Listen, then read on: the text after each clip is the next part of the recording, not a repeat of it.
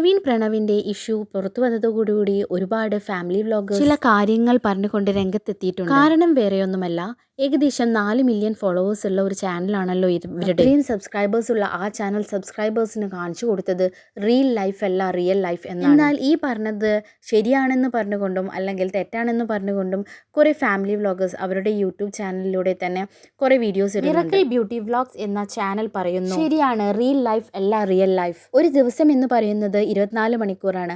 ആ 24 മണിക്കൂറിൽ ഏകദേശം അരമണിക്കൂറിലെ കാര്യം മാത്രമാണ്, അല്ലെങ്കിൽ മാക്സിമം 1 മണിക്കൂറിലെ കാര്യം മാത്രമാണ് നിങ്ങൾ കാണുന്നത്. അതും എന്താണോ ഞങ്ങൾ നിങ്ങൾക്ക് കാണിച്ചു തരേണ്ടതെന്ന് ഞങ്ങൾ വിചാരിക്കുന്നത് അത് മാത്രമേ നിങ്ങൾ കാണുന്നുള്ളൂ. അതല്ലാതെയും ഒരുപാട് കാര്യങ്ങൾ ഞങ്ങളുടെ വീട്ടിൽ നടക്കുന്നുണ്ട്.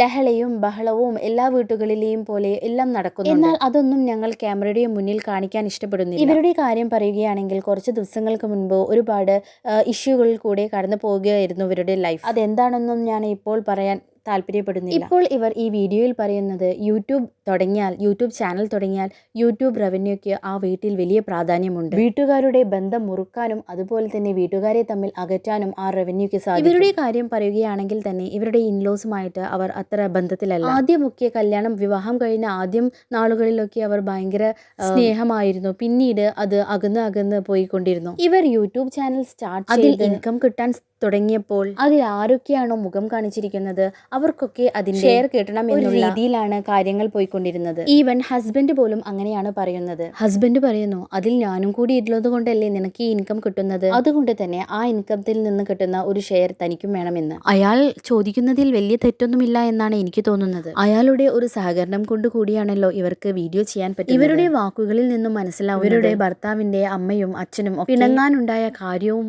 ഈ യൂട്യൂബ് റവന്യൂ ചൊല്ലിയാണ്. അതിനെക്കുറിച്ചൊന്നും വിശദീകരണമായിട്ട് അവർ പറയുന്നില്ല. കാരണം അവർ പറയുന്നു, മുൻപ് ഞാൻ എല്ലാം ഷെയർ ചെയ്തിരുന്നു, അപ്പോൾ എനിക്ക് എല്ലാം നെഗറ്റീവായിരുന്നു വന്നിരുന്നത്, അതുകൊണ്ട് ഞാൻ കൂടുതലായൊന്നും പറയാറില്ല. പ്രവീണിനെയും പ്രണവിൻ്റെയും പോലെ ക്യാമറ ഓണാക്കിയാൽ കളിച്ചും ചിരിച്ചും രസിച്ചും കാണുന്ന അവരല്ല ക്യാമറ ഓഫാക്കിയാലുള്ളത്. അതുപോലെ തന്നെയാണ് ഒരുപാട് ഫാമിലി വ്ളോഗേഴ്സിൻ്റെ കാര്യം. നിങ്ങൾക്ക് എൻ്റെ വീഡിയോസ് ഇഷ്ടപ്പെട്ടാൽ ലൈക്ക് ചെയ്ത് ഷെയർ ചെയ്ത് സബ്സ്ക്രൈബ് ചെയ്ത് സപ്പോർട്ട് ചെയ്യുക.